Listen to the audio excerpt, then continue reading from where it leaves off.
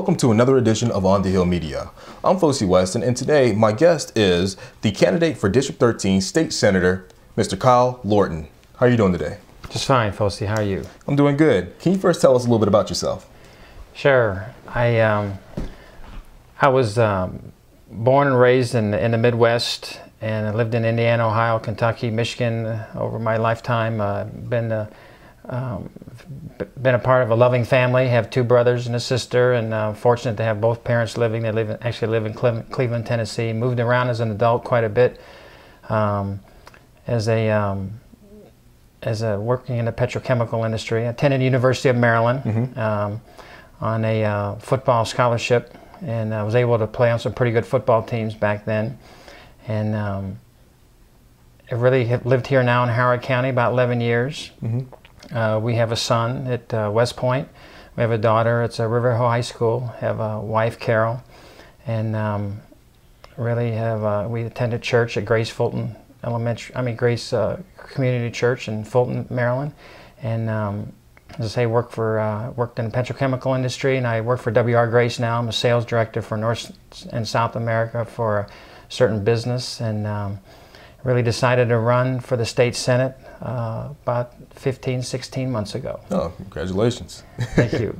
So what is it that you want to bring down to your district here in 13 and also to the General Assembly? Yeah, I think when I reflect really what I think concerned about Maryland is I'm concerned about the direction of the state from a fiscal standpoint. And I think we need to focus on our budget deficit, which is today estimated to be about $1 to $1.5 billion, projected to grow to $8 billion in the 4 years.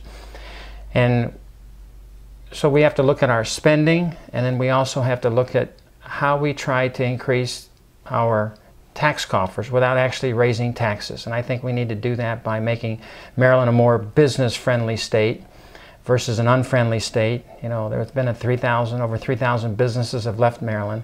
And I think we need to do that by really looking at our corporate tax rate, our business tax rate, and we're not competitive of the other states that live around us or surrounding us, and I think that's a concern. And I think we also have to look at the sales tax increase that was implemented in 2007 and bring that back to 5%.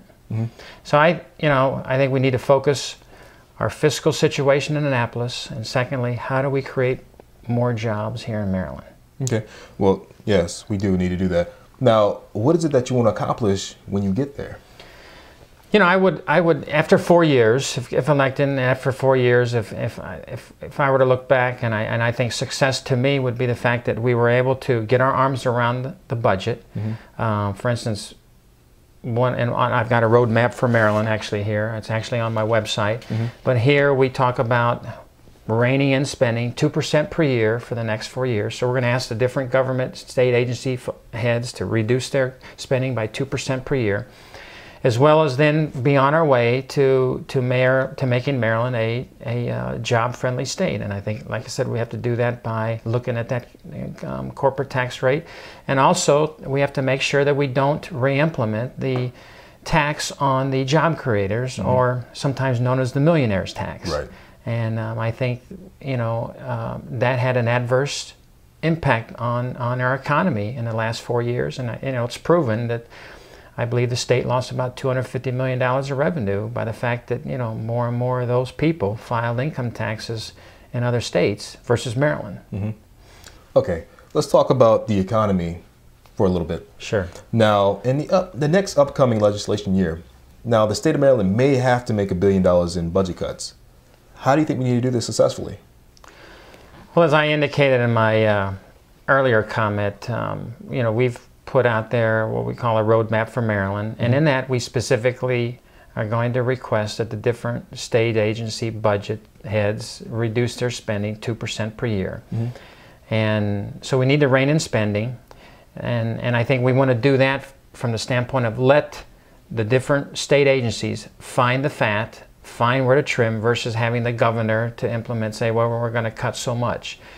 And then the other thing that we need to do, I think, is we need to look at pension reform. If you look at the budget, that's a huge expense, of which the state in the last number of years has not really addressed it. And my belief on pensions is that, you know, for people that are currently in pensions or with certain pension programs, they need to really to be able to depend on that and feel good about that. And then, you know, and then there's other people that are just getting in, or maybe you have to strike an age line somewhere and say that, you know, those people we're going to have to reform their pensions. And I think if we begin to do that, again, we'll set the stage for, you know, beginning to reduce spending.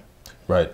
Now, I know you've been watching the news, and of course we've been watching it, but job creation is one of the biggest things that's on everybody's mind when they go into the polls this year. Right. What are your ideas on creating more jobs here in the state? My view on that is really, I think we have to look at our tax structure again. And the fact that I indicated earlier that the business tax is the highest tax amongst the surrounding states of Maryland, I think we have to look at that and reduce it. The fact that 3,000 businesses left Maryland, I would agree that some of those were due to the economy, but I think a lot of those was due to the fact that you know, we had the tax on the job creators, and all of that really created extensive job loss. And I just don't feel Maryland should have seen an unemployment increase of over 2 times in the last 4 years. And you know, with all the government infrastructure here, I almost feel like that Maryland needs to be really a recession-proof state, and the fact that we should be able to employ most Marylanders. Right, and to be recession-proof, we would need to actually do better with our small businesses here. That's right. What do we need to do to help them out in this time? And I think, again, I don't want to beat a dead horse, but I think it goes back to the tax policy and also regulations. You know, for instance, there was a bill last year passed called I think it's the Retail Healthy Employee Act. So any retail company with greater than 50 employees, they were mandated by the state to have a 15-minute break in the morning and the evening. I mean, that's a regulation, and I think you have to let businesses, you know, determine how they do that, versus having the government and you know, regulate or you know, come forth with mandates. So regulations is another part of that equation as well. Okay, Mr. Lorton, let's talk about the environment just briefly here for a second. Okay. Now, we know from D.C. alone that we have a Go Green initiative. Yes. What are your ideas of getting some of your local constituents here on that same bandwagon? I think there's a couple ways. I mean, for instance, on the development side, you know, as new areas are developed, I think, you know, maybe you can use the bully pulpit, if you will, and say, hey, you know, have you considered bike paths on some of these new developments? I don't think it would cost that much more to put in bike paths. I think again, using the bully pulpit to ask and people to consider to compost. We compost here at home, and we recycle to the book. So I think those are, you know, 2 initiatives that I would like to see people do more of. I think that's it. Okay. Well, not only just that, but we talked earlier about regulation. Now, we know regulations sometimes have been a problem with big businesses here with our natural resources. How do we protect our natural resources here in Maryland? Well, of course, I think when people ask that, people oftentimes think about the Bay, which is, you know, critical to this area. And, you know, one of the issues there is the fact that, I mean, I believe in the Chesapeake Bay Restoration Act, but one of the things that's happened is that I believe in the O'Malley administration has, you know, transferred some of that money out to balance the budget. So we need to make sure that we preserve that fund, we add to it. You know, I work for W.R. Grace. We're very, very conscious of, and we actually have a plant in Curtis Bay, right there, you know, near the harbor. And we're very conscientious of the harbor. You know, I've been in projects before where we're, you know, talking about how do we reduce nitrogen, you know, the nitrogen runoff. So I think regulations are important. But I think, though, that we need to look at those regulations and make sure that they make sense economically, and that we don't make the regulations so extensive that we chase people off. Right. All right. In Maryland alone, we have such a big disparity between 2 different levels of schools. You have schools in this nation, or in this state, that are top in the nation when it comes to the education system, but also we have schools in the bottom tier. How do we actually merge the 2 together to make it more prosperous? That's a tough question, and I think first of all we need to make sure that we get parents more and more involved in their children's education, and when that happens, I think the bar is raised. Accountability, the kids' accountability goes up, the teachers' accountability goes up. Now, that doesn't happen overnight, so you really have to kind of start that now and begin to, you know, progress over time.